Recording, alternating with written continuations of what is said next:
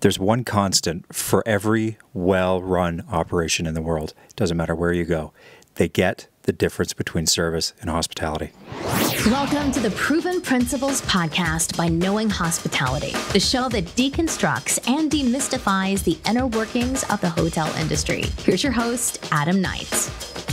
Guys, welcome to the show. My name is Adam Knight. I'm a 20-plus year veteran of luxury hotel operations and owner of Proven Principles, a hospitality operations consulting firm. And this is our show where we aim to deconstruct and demystify the best practices of luxury hospitality and try to make them available to you and your business to improve your operation.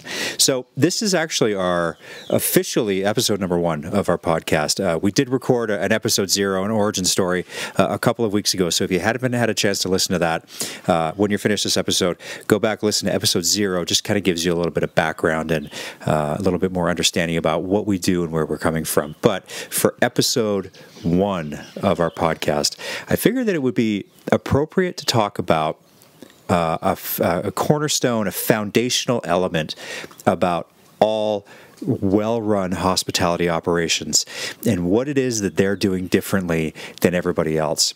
And that is they understand the difference between service and hospitality.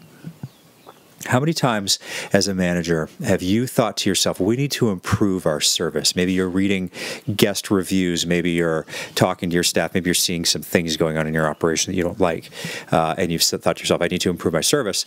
Well, what does that actually mean? Just take a step back for a second and try to figure out what it is that you're actually communicating to your team, the people that are delivering on the ground. Now, the service is actually the act of doing something to someone. So you're deciding how that interaction is going to go. You're maybe prescribing specific steps along a path of service delivery that you hope to have your team, your employees deliver to your customers. So thinking of an example here, if you had a bellman that was taking a guest to a room, well, there may be some specific things along that path, that sequence of service that you need your bellman to do.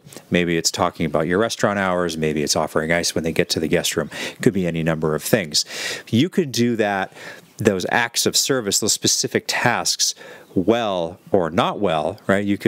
They could maybe miss some things along the path to the guest room. Maybe they don't interact with the guest along the way and deliver that service poorly. But at the end of the day, you're the one that's deciding what those specific items are along that sequence of service. Now, when we're talking about hospitality, there's a little bit of a different mind shift here, a little different mindset when you're communicating to your team and how you're training your staff. Hospitality is the act of doing something for someone, not to someone, for someone. And when you start to think about what that really means, it changes the interaction with your customer. Suddenly you start to react to the ebb and flow of the interaction. So you still have to deliver good service. You have to do the things that you say you're going to do along that path well, but really well-run operations take it to the next level, and they make sure that the team member is interacting with the customer on a level that the customer wants to receive. So maybe somebody's visiting a city for the first time, and they want to know all about the different, maybe there's festivals going on, maybe there's some great restaurants, maybe you've got a good theater scene in your city, and that's why the guest is there. Your employee has to ask probing questions of the guest to find out what it is they're doing in the city and maybe offer up some additional information along the sequence of service. Now, the important thing to distinguish here is that maybe the guest doesn't want to interact with your employee the way that you think that they do. And so that's where this is really important here. It's reacting to how the guest is reacting to you. So if they want more information, you're very forthcoming and you provide it. If they want a little bit less interaction, then you back off and you just do the sequence of service, the elements that you're prescribing very well along the path, and then you leave them be. So understanding the difference between service and hospitality is very important. Very well-run operations get this. And if you want to take your operation to the next level, that is the very first place to start, to weave that into the fabric of your training programs, to talk about it at daily lineups, to really live and breathe it in your operation. That's going to take things to the next level. So, Episode 1 officially in the books here, guys. I really appreciate you taking some time to listen to our show today. I know you have a lot of options to listen to. There's a lot of podcasts out there. Your time is very limited, and I really appreciate you taking a few minutes to listen to what we have to say.